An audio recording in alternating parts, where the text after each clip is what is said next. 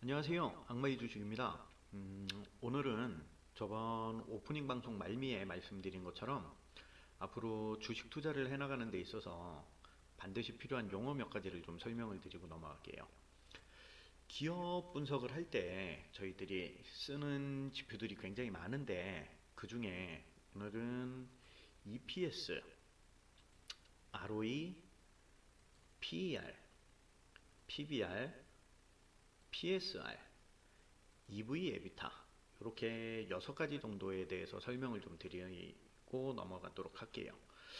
기업, 기업 가치를 판단을 하고 또 향후에 투자를 진행할 저평가된 기업을 찾는 데 있어서 굉장히 중요하게 쓰이는 지표들이니까 반드시 좀 숙지를 하고 넘어가셔야 될 것 같아요.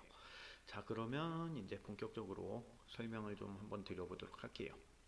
먼저 첫 번째, EPS라고 부르는 주당 순이익. 뭐 영어의 약자는 뭐 굳이 뭐 아실 필요도 없고 그 설명 드려봐야 뭐 지금 대학교 회계학 시간도 아닌데 그런 것도 필요 없는 거고 일단 EPS가 주당 순이익이다 정도만 알고 넘어가시면 될 것 같아요. 이 EPS라는 건 당기 순이익을 발행된 주식수로 나눈 값을 얘기합니다.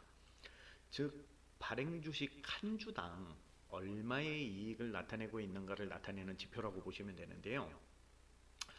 그러면 당기 순이익이 뭔지를 좀 한번 설명을 드려볼게요. 당기 순이익이라는 건 일정 기간의 기업 수익에서 제반 비용을 제외한 순이익이다 정도로 알고 계시면 됩니다.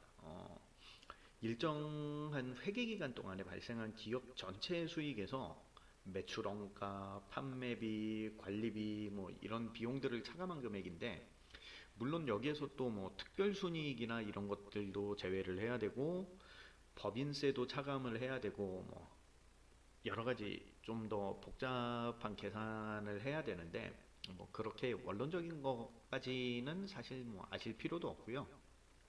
그냥 그저 단순하게 기업의 수익에서 제반 비용을 제외한 순이익이다 정도로 생각을 하시면 됩니다.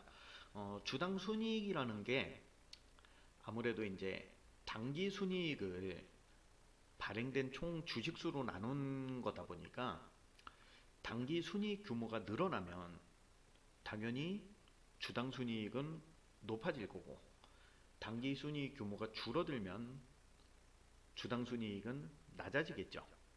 근데 당기 순이익이 일정한 경우에도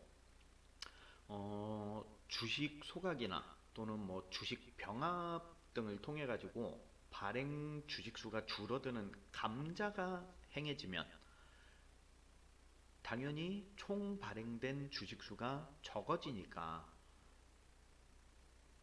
주당 순이익은 당기 순이익이 변화가 없음에도 불구하고 높아지는 경우가 생길 거고요. 반대로 전환사채의 주식 전환 또는 뭐 유무상증자가 이루어진다거나 이래가지고 총 발행 주식수가 많아지면 당기 순이익은 변화가 없어도 발행 주식수가 많아지니까 주당 순이익은 되려 낮아지는 경우도 생깁니다. 그러니까 주당 순이익을 확인을 하실 때는 이 기업이 감자나 또는 증자가 이루어졌는지도 최근에 그런 변화가 있었는지도 확인을 좀 해보셔야 될 것 같고요. 뭐 당연히 주당 순이익이라는 건 이익금에 관련된 부분이니까 높으면 높을수록 좋겠죠. 자, 그 다음에 ROE라고 부르는 자기 자본 이익률인데요. 자기 자본 이익률이라는 건 말 그대로 기업의 자기 자본을 가지고 어느 정도의 수익을 올리고 있는지를 나타내는 지표라고 보시면 됩니다. 자기 자본 이익률이라는 건 기업의 당기 순이익을 평균 자기 자본으로 나눠서 거기에 곱하기 100을 해가지고 산출을 하는데 당기 순이익이라는 거는 앞에서 주당 순이익 설명드릴 때 말씀드렸으니까 참고하시면 되고요. 그러면 자기 자본이라는 게 뭐냐면 기업의 총 자산에서 그 해당 기업의 총 자산에서 부채를 제외한 금액을 자기 자본이라고 얘기를 합니다. 이거를 순 자산이라고도 얘기를 하죠. 자기 자본은 기업의 총자산에서 부채를 제외한 순자산이라고 생각을 하시면 됩니다. 전문적인 가치 투자자들 같은 경우에 통상 15% 이상의 ROE를 유지하는 기업에 투자를 할 정도로 중요하게 쓰이는 지표고요. 다만 이제 ROE를 구하는 공식에서 보듯이 순이익을 자기 자본으로 나누는 거다 보니까 자기 자본이 줄어들수록 높은 값을 나타내는 결과를 가지고 오는데, 임의로 뭐 어떤 기업의 자본을 줄이기는 쉽지 않죠. 쉽지 않은데, 편법이라면 편법인데 부채 비율을 높여서 자기 자본이 줄어들게 되면 ROE가 높아지는 결과가 생기기 때문에 이걸 좀 유의를 하셔야 돼요. 그러니까 어떤 기업의 ROE를 보실 때는 반드시 그 기업의 부채 비율도 같이 확인을 하셔야 됩니다. 부채가 적은 상태로 높은 ROE를 유지를 하는 기업이 좋은 기업이라고 보시면 되고요. 이게 무슨 얘기냐면, 조금 더 설명을 드리면, 똑같이 기업의 총자산이 100억인 A라는 기업, B라는 기업 두 기업이 있다고 할 때 A기업은 부채가 20억이고 B기업은 부채가 50억이라고 가정을 해보면, 반대로 그 얘기는 A기업의 자기 자본은 총자산이 100억에서 부채가 20억이니까 80억의 자기 자본을 가지고 있을 거고, B기업은 50억이 부채니까 100억에서 50억을 제외한 50억의 자기 자본을 가지고 있다고 얘기를 할 수 있겠죠. 이 A, B 두 기업이 만일 당기 순이익이 똑같다면 ROE는 당연히 자기 자본이 50억밖에 안 되는, 자기 자본이 더 적은 B기업이 훨씬 높은 비율로 나타납니다. 그쵸? A기업은 자기 자본이 80억이고 B기업은 자기 자본이 50억이니까 당연히 자기 자본으로 당기 순이익을 나누는 거니까 자기 자본이 적은 B기업이 ROE 값은 훨씬 높은 비율로 나타나는데요. 근데 과연 총자산이 같은 두 기업 중에 부채 비율이 높은 B기업이 정말로 재무 건전성 측면에서 봐도 A기업보다 건실한 기업이 맞는지를 확인을 해보셔야 되겠죠. 물론 뭐 B기업의 그 특정 기업의 상황을 좀 더 다각적으로 이렇게 면밀히 살펴봐야 될 필요는 있는데, 통상적으로 부채 비율이 높은 기업이 더 건실한 기업이라고 보기는 좀 어렵죠. 네. 그래서 항상 자기 자본 이익률을 확인을 하실 때는 해당 기업의 부채 비율도 반드시 같이 확인을 해 보셔야 합니다. 자기 자본 이익률이라는 것이 말 그대로 기업의 순 자산을 가지고 얼마만큼의 이익을 내고 있느냐를 나타내는 지표니까 당연히 이것도 지표값이 높을수록 좋겠죠. 예. 자, 그 다음으로 세 번째, PER, 주가 수익 비율이라고 부르는 PER인데요. 주가 수익 비율이라는 건 그 기업의 주식 한 주 한 주가 벌어들이는 수익력을 주가가 얼마만큼 반영하고 있는지를 나타내는 지표입니다. 말이 좀 어렵죠. 일단 구하는 공식부터 살펴보면요, 주가 수익 비율이라는 건 그 기업의 주가를 앞서 언급했던 주당 순이익으로 나눈 게 주가 수익 비율입니다. 그러니까 좀 쉽게 말씀을 드리면요, 해당 기업의 주가가 한 주당 벌어들이는 수익의 몇 배가 되는지를 나타낸다고 보시면 됩니다. 이것도 말이 좀 어렵나요? 그 기업의 주가가 있잖아요. 그 주가가 과연 그 기업의 주식 한 주가 벌어들이는 주당 순이익의 몇 배를 나타내고 있는지라고 생각을 하시면 돼요. 그러니까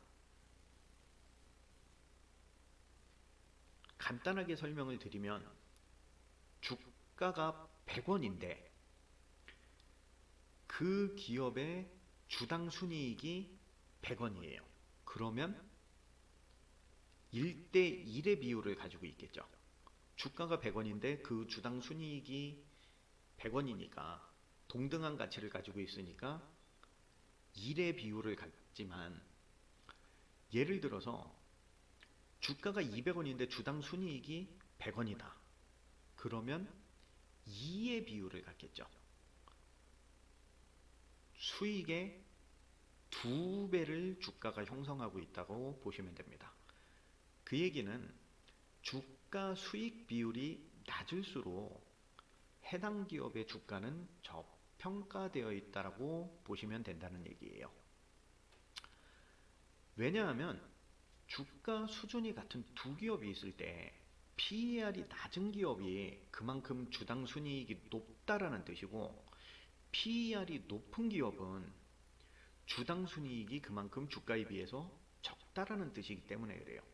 반대로 보면 PER이 높다는 건 그 기업의 주당 이익에 비해서 주식 가격이 높게 형성이 되었다라는 걸 의미를 하는 거고, PER이 낮다라는 건 그 기업의 주당 이익에 비해서 주식 가격이 낮게 형성이 되어 있다라는 걸 의미하는 경우예요. 그러니까 일단은 PER은 주가 수익 비율은 낮을수록 해당 기업의 주가가 저평가되어 있다고 보시면 되는데요. 유의를 하셔야 되는 게 하나 있어요. 단순히 해당 기업의 가치가 저평가돼서 주가가 낮은 경우에도 PER이 당연히 낮게 나타나겠죠. 근데 그런 경우가 아니라 단순히 저평가돼 가지고 주가가 낮은 기업이 아니라 기업 자체가 어떤 불안정한 상황이거나 또는 리스크를 내재를 하고 있어요. 그 기업이. 그래서 그런 위험 요인들로 인해서 그 영향으로 주가가 내려간 경우에도 PER은 낮게 나타나겠죠. 주가는 내려갔으니까 일단. 그래서 해당 기업이 안정적이면서 리스크가 없고 성장 가능성이 충분한지를 확인을 해야, 그래서 그 기업의 상황이, 모든 상황이 정상적인 상황인지를 확인을 해야 됩니다. 반드시. 네. 주가 수익 비율이라는 건 누차 말씀드렸다시피 주가 수익 비율이 낮은 주식이 앞으로 주식 가격이 상승할 가능성이 크다고 보셔야 되겠죠. 자, 그 다음 네 번째, PBR이라는 건데요. 이 PBR이라는 건 주가 순자산 비율을 뜻합니다. PBR은 주가를 BPS, 즉 주당 순자산 가치로 나눈 건데요. 요거는 해당 기업의 주가가 한 주당 순자산의 몇 배의 가치를 가지고 있는가를 나타내는 지표입니다. 이것도 말이 조금 어렵죠. 주가 순자산 비율이라는 건 주가를 주당 순자산으로 나눠 가지고 계산을 하는데요. 주당 순자산이 뭔지를 좀 살펴볼게요. 주당 순자산이라는 건 BPS라고도 부르는데, 이건 앞에서 설명했던 기업의 자기자본 있잖아요. 기업의 총자산에서 부채를 뺀 그 기업의 자기자본, 그 기업의 자기자본을 그 기업의 총 발행된 주식수로 나눈 값을 주당 순자산이라고 얘기를 해요. 그러니까 부채를 제외하고 그냥 간단하게 그 기업의 순자산을 발행 주식수로 나누면 주식 한 주당 가지고 있는 그 기업의 순자산이 얼마인지를 산출을 할 수 있겠죠. 그걸 주당 순자산이라고 얘기를 합니다. 다시 얘기하면 주식 한 주가 가지고 있는 그 기업의 자산 가치라고 보시면 돼요. 당연히 자기 자본이 클수록 주당 순자산도 같이 커지겠죠. 그러니까 BPS라는 건, 주당 순자산은 크면 클수록 좋은 기업이라고 보시면 되고요. 이 BPS가 주식시장에서 얼마만큼의 가치를 반영하고 있는지를 나타내는 게 바로 PBR입니다. 주가가 일정하다면 BPS가 클수록 PBR은 나눠지겠죠. 주가를 BPS로 나누는 거니까, 주가를 주당 순자산으로 나누는 거니까 당연히 주가가 일정하면 BPS가 크다라는 뜻이고, BPS가 일정하다면 주가가 낮아져야 PBR도 낮아지겠죠. 이 말은 다시 얘기하면 주가 순자산 비율이 낮을수록 주식시장에서 저평가된 기업이다, 주가가 낮은 기업이다라고 보시면 됩니다.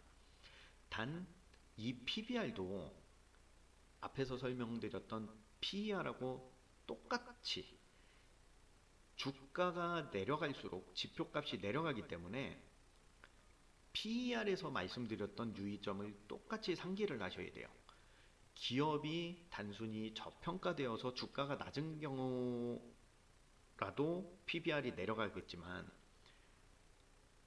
그게 아니라 똑같이 기업이 어떤 리스크를 가지고 있거나 기타 다른 불리한 여건들로 인해서 주가가 내려간 경우라면 똑같이 PBR도 내려가기 때문에 항상 그 기업이 어떤 외적인 요인에 의해서 주가가 내려간 건지, 아니면 정상적인 상황임에도 불구하고 그 기업의 주가가 저평가되어 있는지를 반드시 확인을 해 보셔야 합니다.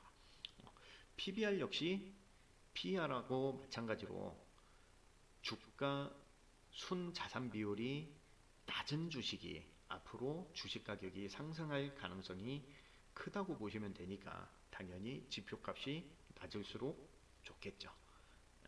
자, 그 다음에 다섯 번째, PSR, 주가 매출액 비율이라고 부르는 PSR을 한번 알아보도록 할게요. PSR이라는 건 해당 기업의 주가를 그 기업의 주당 매출액으로 나눈 지표예요.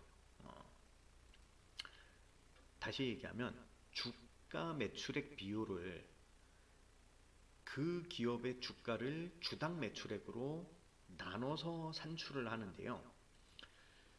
주당 매출액이라는 게 뭐냐면 그 기업의 해당 기업의 매출 총액을 그 기업의 총 발행 주식수로 나눈 거예요. 그러니까 주식 한 주당 그 기업의 매출액이 얼마인지를 나타내는 값인데, 그거는 다르게 얘기를 하면 해당 기업의 시가 총액을 기업의 매출 총액으로 나누는 걸로도 구할 수 있다는 뜻이에요. PSR, 그러니까 주가 매출액 비율 역시 주가가 일정하다고 가정을 하면 주당 매출액이 큰 기업이 당연히 낮게 나타나겠죠. 주가가 일정한데 주당 매출액이 크면 당연히 나누는 값이 커지니까 주가 매출액 비율은 낮게 나타날 거고, 당연히 그런 기업일수록 주식시장에서 저평가된 기업이라고 보시면 됩니다. 다만 PSR 역시 PER이나 PBR처럼 똑같이 그 기업들이 정상적으로 주가가 저평가가 될 건지, 아니면 어떤 위험 계수가 높아져서 그게 시장에서 반영이 돼가지고 주가가 낮아진 건지, 이런 것들을 좀 확인을 해 보셔야 됩니다. 역시 PSR도 지표값이 낮으면 낮을수록 주식 가격이 앞으로 상승할 여지가 있다고 보시면 되겠죠. 자, 이제 마지막으로 EV 에비타에 대해서 한번 살펴볼 건데요. 이 EV 에비타가 좀 복잡해요.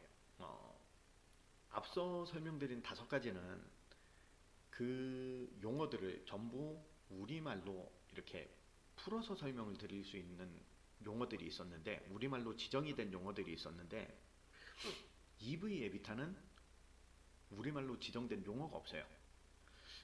이거를 딱 못 알아고 한마디로 함축시켜가지고 어떤 용어를 만들기가 힘들어서 그런 지정된 용어가 없는 건데, 설명을 드려보도록 할게요. 설명을 들어보시면 왜 딱 하나의 단어로 함축을 시킬 수 없는지 아실 거예요. 먼저 EV 에비타라는 게 뭘 뜻하는 거냐면, 기업이 그 기업의 총 자산을 가지고 어느 정도의 현금 이익을 만들어낼 수 있는지를 보여주는 지표예요. 어, 다시 얘기를 해보면, 그 기업의 기업 가치를 세금, 이자, 감가상각 이런 것들을 하기 전에 그 기업의 이익으로 나눈 값으로, 어, 다시 얘기하면 기업의 가치가 영업 활동을 통한 이익의 몇 배인가를 보여주는 지표값이에요. 이것도 좀 말이 어렵죠. 다시 차근차근 좀 살펴볼게요. 먼저 앞에 나오는 EV라는 게 뭐를 뜻하냐면 기업 가치라는 뜻으로 쓰이는데, EV가 그냥 이렇게 생각하시면 돼요. 기업 가치는 어떻게 구해지냐면 자기 자본과 기업 부채를 더하거나 또는 해당 기업의 주식의 시가총액에 순부채를 더하는 방식으로 구해지는데, 뭐 통상적으로 그냥 그런 의미로 쓰여요. 그 기업을 누군가가 인수를 하기 위해서 치러야 되는 그 가격이라고 생각을 하시면 되는데, 그냥 단순히 간단하게 생각해서 그 기업의 총 자산의 개념하고 비슷하다고 생각을 하시면 될 것 같아요. 그냥 EV는 기업 가치라는 뜻으로 그 기업의 총 자산의 개념과 비슷하다라고 생각을 하시면 됩니다. 자, 에비타라는 건 법인세, 이자, 감가상각비를 차감하기 전에 영업이익이라는 뜻이에요. 그러니까 그 기업의 영업이익에서 법인세나 뭐 이자, 어? 죄송합니다. 감가상각비 이런 것들을 차감하기 전에 영업이익이라는 뜻인데, 다시 얘기하면 영업이익에서 이자 비용이나 세금이나 감가상각 비용 이런 것들을 빼기 전에 순이익을 뜻한다고 보시면 돼요. 그래서 에비타는 어떻게 계산을 하냐면, 영업이익에다가 저런 것들을 이자 비용이나 세금이나 감가 비용 등을 빼기 전에 순이익을 뜻하는 거니까 영업이익에다가 순금융 비용하고 감가상각비를 더해서 계산을 하시면 됩니다. 뭐 이거를 저희가 굳이 복잡하게 저희가 계산을 하고 그럴 필요는 없어요. 이게 HTS에 들어가면 다 지표값이 나와 있기 때문에 저희가 계산을 할 필요는 없고 그냥 그렇게 계산을 하더라라는 정도만 알아두시면 됩니다. 그래서 EV 에비타 값이라는 건 해당 기업을 평가된 기업 가치만큼으로 매입을 했을 때, 그러니까 아까 설명드린 그 기업 가치만큼, 기업의 총자산만큼을 주고 매입을 했을 때 그 매입한 투자 원금을 회수할 수 있는 기간을 나타내요. 예를 들어서 EV 에비타 값이 지표값이 2라고 나오면, 2배라고 나오면 그 기업을 인수를 할 때 들어간 돈이 100억이다. 그러면 그 100억이라는 돈을 다시 회수를 할 때 2년이 걸린다는 뜻이고요. 100억을 들여서 그 기업을 인수를 했는데 그 기업의 EV 에비타 값이 5배라면 그 100억을 회수를 할 때까지 5년이 걸린다는 뜻이에요. 즉 EV가 100일 때 에비타가 50억이라면 100억을 50억으로 나누니까 2가 되겠죠. 그 얘기는 그 기업이 영업이익으로 1년에 50억씩을 벌어들이니까 그 기업 가치 100억을 회수를 하는데 2년이 걸린다라는 뜻이라고 생각을 하시면 되고요.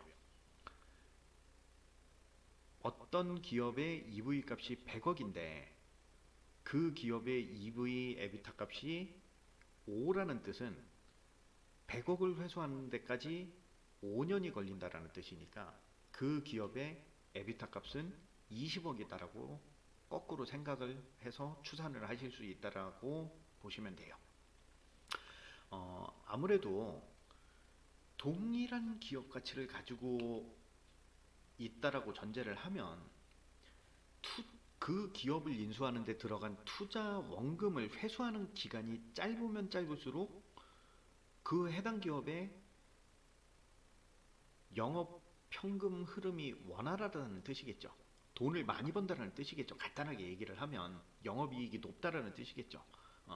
기업 가치를 영업이익으로 나눈 거기 때문에 기업 가치가 일정하다고 하면 영업이익이 클수록 투자 원금을 회수할 수 있는 기간이 짧아지고, 즉 그 얘기는 투자 원금을 회수하는 기간이 짧아진다라는 얘기는 EV 에비타 값이 낮다라는 뜻으로 보시면 됩니다.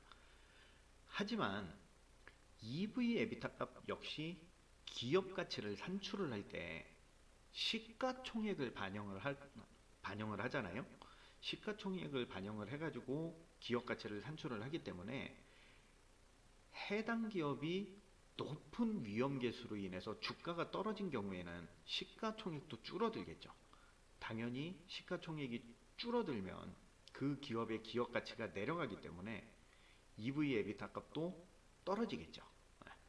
그런 경우가 아닌지를 반드시 살펴봐야 됩니다. 통상적으로는 EV 에비타 값이 낮을수록 주식시장에서 저평가된 기업이라고 판단을 하시는 게 맞아요.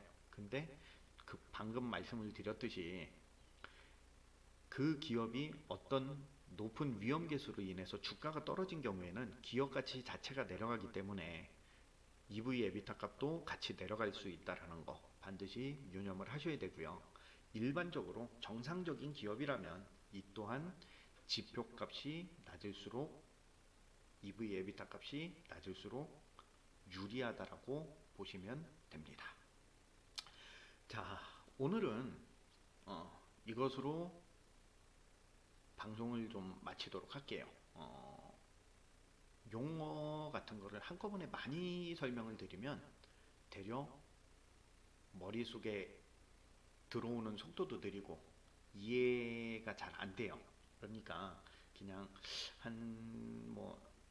이거 외에도 사실 지표는 굉장히 많아요. 기업 분석을 할 때 쓰이는 재무제표상에서 나오는 그런 지표값들은 굉장히 많은데 그걸 일일이 다 아실 필요는 없어요. 사실.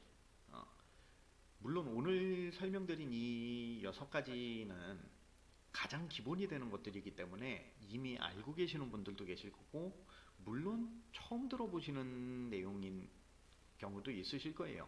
근데 어쨌거나 가장 많이 접할 수 있다라는 얘기는, 거꾸로 얘기를 하면 오늘 말씀드린 이 설명을 해드린 이 6가지만 가지고도 충분히 좋은 기업을 찾아낼 수 있는 기반이 될 수 있고, 또 기업 분석을 하는 데 있어서 가장 기본적인 것들이다라고 생각을 하시면 되겠죠. 반드시 살펴봐야 하는 지표값이다라고 생각을 하시면 되고요. 차후에 이제 기업 분석에 관한 내용을 본격적으로 방송을 하면 이 6가지 외에도 다른 지표값들을 언급을 할 때가 있을 거예요. 그 지표값들은 오늘 설명을 드린 이 6가지 외에 방송을 하면서 나오는 또 다른 지표값들은 그때그때 간략하게 좀 설명을 드리고 넘어가는 쪽으로 하고요. 일단 어쨌거나 오늘 방송에서 다룬 지표들은 반드시 복습을 하시고 머리에 숙지를 하셔서 그냥 이 지표값 그러면 이게 뭘 뜻하는 거구나 라는 걸 바로 아실 정도가 돼야 나중에 본격적으로 이제 분석 방송을 진행을 할 때 제가 이 용어들을 언급을 하면 이게 그거였었지. 낮아야 좋은 거지. 높아야 좋은 거지. 바로 캐치를 하실 수 있고 그거를 가지고 어떤 식으로 활용을 한다라고 설명을 드렸을 때 그걸 빠르게 이해를 하실 수 있으실 거예요. 그러니까 뭐 오늘 설명드린 이 지표들은 향후에 본격적으로 분석 방송을 하면서 어떤 식으로 활용을 하는지는 계속 반복적으로 설명을 드릴 거고요. 일단은 활용 방법은 놔두더라도 일단 오늘 설명드린 6가지는 반드시 머릿속에 담아 두셔야 한다라는 거 기억을 하시고 생각이 잘 안 나시면 뭐 굳이 음성으로 설명을 하는 걸 안 들으셔도 PPT 자료만 가지고도 충분히 자료만 보시면서도 다시 한번 이해를 하실 수 있는 것들이니까 시간 나실 때 생각이 잘 안 나시면 해당 부분만 이렇게 PPT 자료를 다시 한 번씩 보시면서 그래 이건 이런 거였지 라는 걸 반드시 숙지를 하실 수 있게 좀 반복해서 공부를 하셔야 합니다.